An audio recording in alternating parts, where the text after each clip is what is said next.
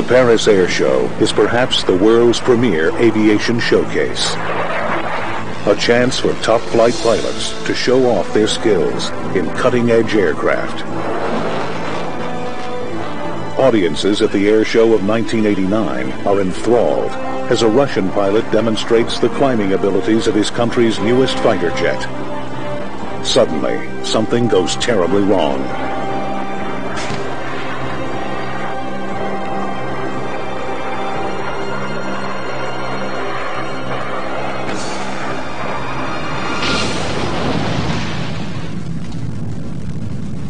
The crowd is stunned. Little do they realize that what they just witnessed is more a miracle than a disaster.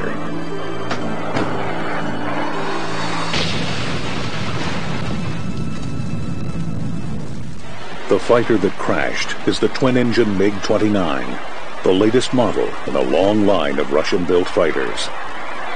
Animosities of the Cold War had prevented such public demonstrations of Russian warplanes, but the Paris Air Show marked a change. With the Cold War over, the Russians could show off their military aircraft for potential sales to other countries. Dave North, editor-in-chief of Aviation Week and Space Technology, says the MiG-29 is state-of-the-art and competitive with Western-made jet fighters. A fighter like MiG-29 is really like driving a sports car versus a passenger bus. I mean, to me, that's a DC-10. The MiG-29 is a Corvette or a Ferrari. Anatoly Kovacher is one of his country's top test pilots. He knows there is pressure to showcase the MiG's capabilities, but he's determined not to let down his fellow countrymen as he takes off on the first day of the show. It was quite warm. Birds were flying around. Just a typical nice summer day. The flight proceeded as planned. We did all the tricks exactly according to our flight plan.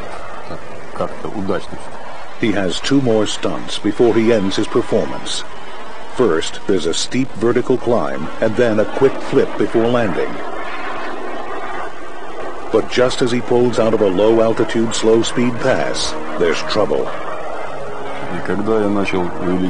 When I attempted to increase the pressure, my right engine failed, and all my sensors went off, and the nose of the aircraft experienced a sharp swing to the right. The twin-engine jet quickly loses airspeed as it veers right. It's flying too slow to stay aloft with just one engine. He desperately tries to restart the disabled engine and maneuver the jet clear of the crowds below. That's when the situation got complicated. Of course I wanted to survive this thing, but I couldn't just eject, not knowing what would happen to all those people. The disabled engine won't fire. Critical seconds tick by as he tries to steer the plane away from the crowd below. Now Anatoly has but a split second to save his own life. At an altitude of only 100 feet, he pulls the release handle of his ejector seat. 2 seconds later, the jet plunges nose first into the airfield, a mere 50 feet from Anatoly. It was just a strange feeling, so silent. The feeling of stillness even as the plane was crashing and I was rushing towards the ground. Few observers believe Anatoly can survive such a brutal landing. But he does, because his ejector seat is designed to protect pilots in crash situations, even at ground level. The recommended altitude for ejection is almost any altitude that you feel you have to get out. Today's sophisticated ejector seats function like many aircraft and work even on the landing field. When the pilot pulls on the handle of the MiG's ejection seat, the cockpit canopy flies back and a pyrotechnic thrust unit shoots the seat clear of the aircraft. At the same time, a pair of rockets propel the seat as far as 200 feet before the pilot's main parachute deploys. Once the chute opens, the seat drops away, allowing the pilot to glide to the ground. Since his jet was perpendicular to the ground, The ejector rockets throw him away from the jet in a horizontal direction, preventing him from falling into the fireball. His parachute opens just enough to slow down his speed, but he still lands hard on his side in the grass. Anatoly, though badly bruised, escapes with only minor injuries, as he demonstrates to reporters at a press conference the following day. Very glad to see you here. This is the largest. Nobody could have believed it. It was a beautiful sunny day, and I felt like my life had begun all over again. An investigation, which includes footage shot with an infrared camera, eventually finds that the accident was caused by a bird sucked into the MiG's right engine. When this happens, there is a flare in the engine's exhaust, and the damaged engine shuts down immediately. MiG engines normally have systems that protect them from birds, but only during takeoff and landings. The unusually low altitudes they fly during air shows make them vulnerable. A bird is a mass, and you put a mass into either an airplane or an engine, and it can cause destruction. The Paris debut of the MiG-29 is a disappointment for the Russians. But the near tragedy does demonstrate that Russian ejector seat technology is effective in even the most perilous situations. The crash also shows us the vulnerability of even high-tech jet fighters to something as small as a bird in the wrong place at the wrong time.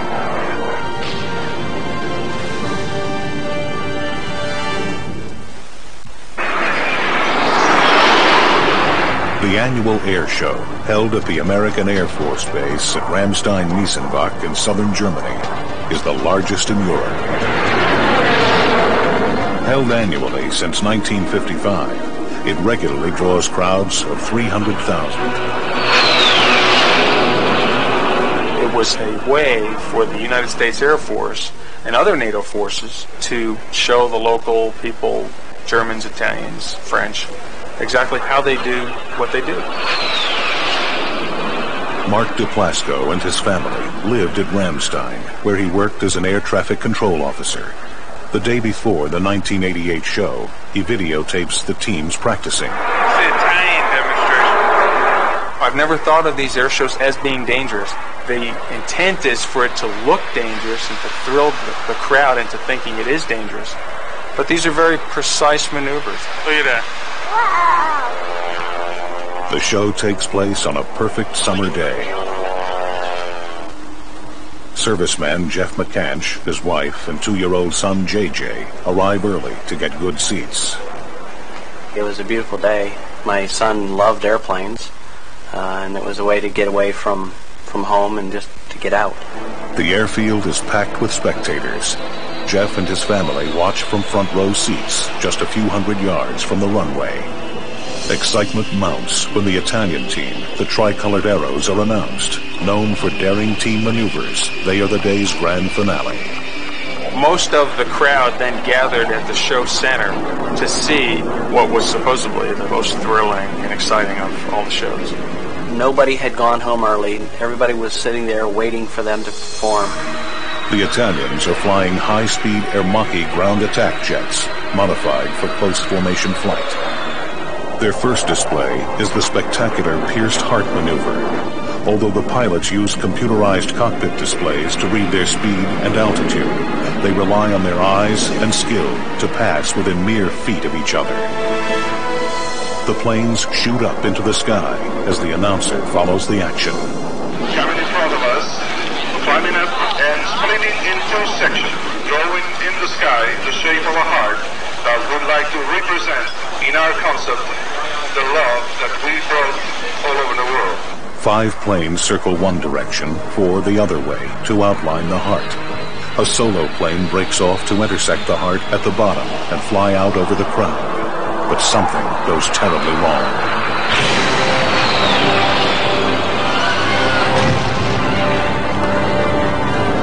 The solo plane clips the wings of 2 others and crashes into the crowd at 500 miles per hour. It spews burning jet fuel over spectators who had moved to the edge of the runway to get a better view. We were only 30 feet away, and with no time to move, no time to do anything, the only thing that goes through your mind is, I'm going to die. It was just horrible. He sliced through the crowd. The flames spread out through the crowd, and there was quite a lot of smoke and a lot of screaming. The mid-air collision also sends the other two jets into a blazing crash across the runway, killing the pilots. The path of death and destruction is unequaled in the history of air shows.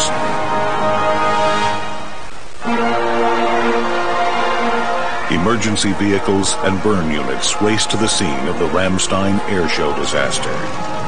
Jeff McCanch and his wife are blown back by the explosion created by the solo plane, but the shockwave lifts their tiny son's baby basket and carries him away.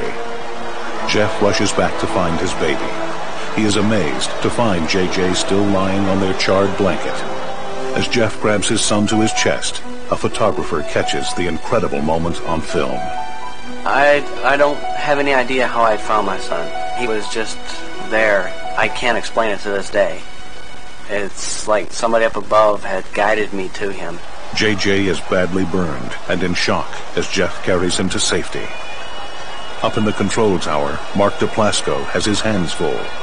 The Italian pilots still in the air have just watched 3 of their teammates die and now have no place to land. They were very, very upset. And so we were trying to calm them down and coordinate their recovery into another airbase. Then we immediately focused our attention on the obvious large number of people that were injured. We knew we were going to have an incredible effort to air evac badly burned individuals. Right after the accident, there was total pandemonium. People trying to just get out of the area. People running everywhere, not knowing which way to go. People screaming, people on fire. And to listen to that, and I can still hear a lot of that noise in my head. Dozens in the crowd are killed on impact. Scores more are burned. But many of the spectators react heroically. Some who are themselves burned pull others to safety. Some desperately search nearby barracks for sheets to use as bandages. Families search frantically for their loved ones. JJ is rushed to a nearby hospital. It's hard because you know that's your son laying on that bed, and he's wrapped almost from head to toe in bandages from his burns.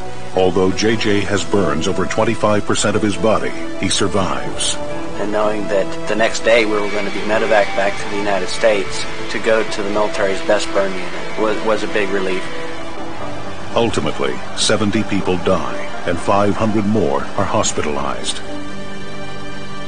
One of the eeriest feelings that we had was to see the scattered remaining cars that were in the parking lot because of the folks that were injured or killed. By studying home videos and stills taken at the scene, investigators determined that the two main groups successfully passed each other, but that the solo pilot misjudged his path and came in too low and too soon. After several operations to repair his burns, J.J. McCanch is now a healthy young boy with little memory of the accident. But it is a day his father will never forget. It has changed my life dramatically. It's totally amazing that we survived, knowing that there was people all around us that perished in that. You learn to respect life a whole lot more. Mark DePlasco remained an air traffic controller for several more years, but the tragedy at Ramstein haunts him. I just will never forget how quickly it can go from being an absolutely beautiful day to complete disaster in a moment.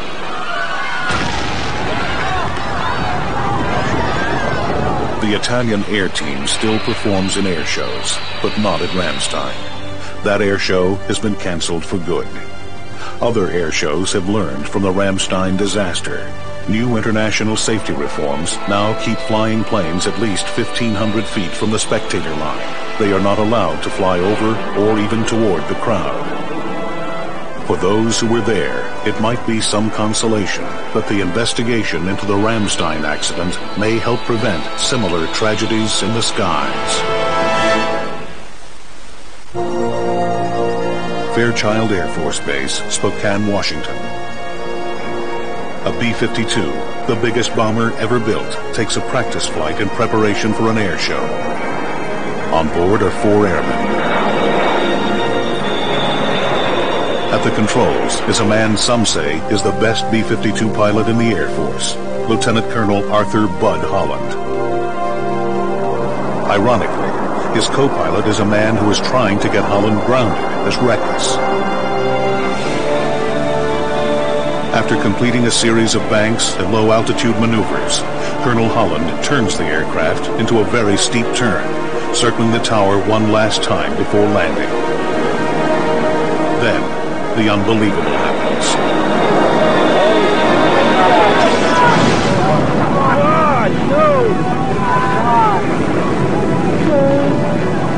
Spectators cry out in disbelief. Another angle shows the huge bomber flying too low. It loses lift and drops quickly, clipping a high-voltage power line.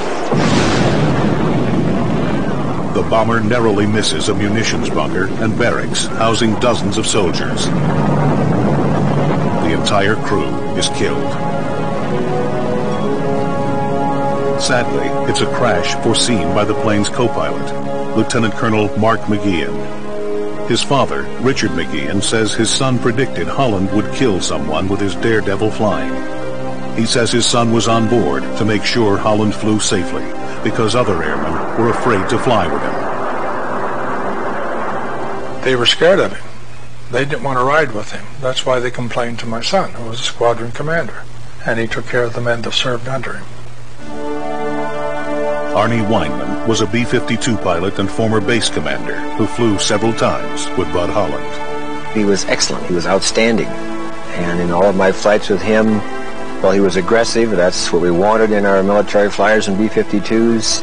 But according to local journalist Jim Camden, Holland had a reputation for unsafe flying. As the wife of one of the younger pilots told us, he could fly the fire out of a B-52.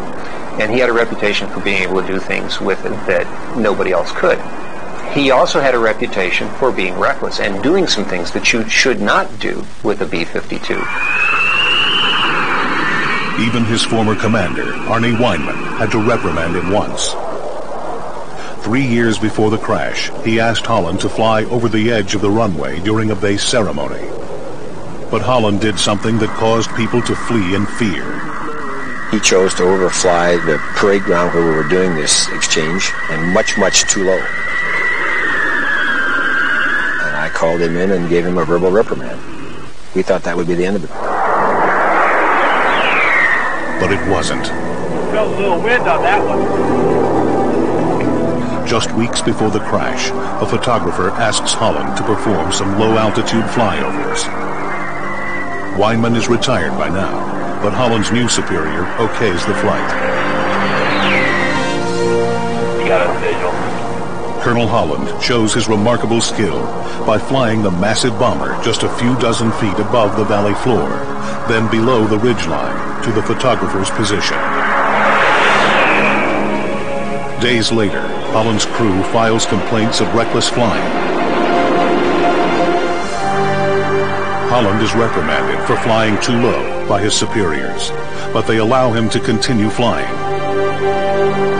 Colonel McGeehan, Holland's squadron leader, is afraid Holland's antics will lead to tragedy and tries to have him grounded for good. Mark was always a man that when something had to be done, he did it. And there had to be something done about Holland, and he took the only course he had. He went to his superior officer and asked him to be grounded.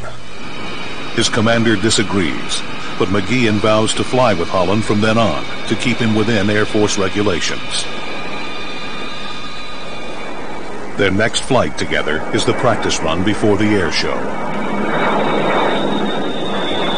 Holland is piloting, and Colonel McGeehan is the co-pilot on their final flight. They were coming in for a landing, and they were basically waved off. There was something else on the runway, and so they were told to go around. The plane goes into a steep left turn 300 feet from the ground. It stalls briefly, but Holland recovers by straightening it out. The plane then turns into a steeper and much more dangerous angle. 52 Light with 8 engines can easily hold 60-degree bank angles. You just don't do them low down because there's no margin for error. But the bomber is at a 90-degree angle, just 200 feet from the ground. At that angle, the plane stalls again and loses lift because there's not enough air moving over the wing to keep the plane aloft. Some of us that have flown a great deal and have flown a great deal with Colonel Holland find it hard to believe that he would have gotten into that position. Experts speculate he made the steep turn to avoid flying over the base's munitions bunker. Doing so is dangerous and a safety infraction so serious a pilot can be grounded for it. Around the tower. Realizing he is going to crash, McGeehan ejects just as the plane's wingtip cuts through several power lines, but he's too late to save himself. The enormous bomber crashes into a field just beyond the barracks. Flight controllers never hear a distress call from the plane, and what happened inside the cockpit between Holland and McGeehan during the final seconds will never be known. For security reasons, military aircraft do not carry cockpit voice and flight data recorders, as required on large commercial planes. But the conflict was a basic one, pitting a hotshot flyer against an officer who refused to compromise safety. He wasn't going to fly according to the rules. It's one thing that he had against Mark, because Mark flew according to the book. The ensuing investigation blames the accident on unsafe flying by Colonel Holland, and on a failure to discipline him earlier. The base commander who allowed Holland to fly is stripped of command. And as for Mark McGeehan, some say he died a hero for trying to rein in a dangerous flyer, even though doing so cost him his life.